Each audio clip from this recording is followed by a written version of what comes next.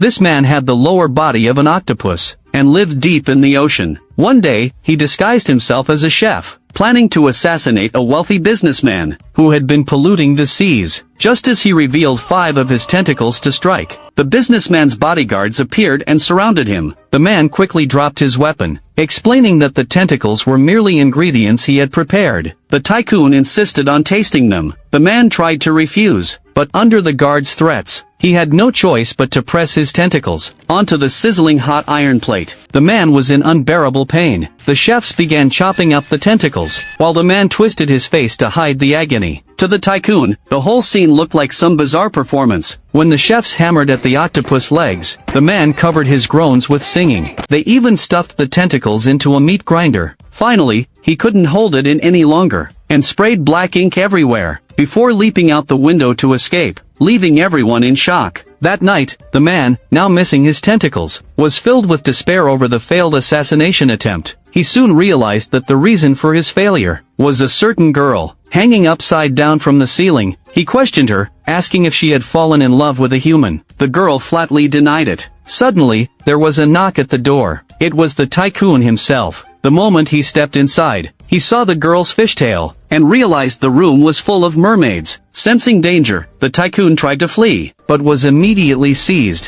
When he awoke, he found himself in the mermaid's lair, being put on trial by them. The octopus man extended his tentacles, ready to strangle him, but at the last second, his tentacles were cut off. The girl had saved the tycoon. The businessman seized the chance and escaped. The mermaid had fallen in love with him. The octopus man, furious, collapsed on the spot. Later, a team of marine biologists discovered the mermaid's location. They dispatched armed fishing vessels, which quickly surrounded the mermaid's nest. Gunfire tore through the waters. The mermaids were forced to leap out, only to be shoved into nets and sacks. To stop the mermaids from being wiped out, the octopus man turned himself into a slingshot, hurling the mermaid girl to safety. But in the very next moment, a massive net snared her, dragging her onto the shore. At the critical moment, the tycoon appeared again. He scooped the girl into his arms, and carried her back into the sea.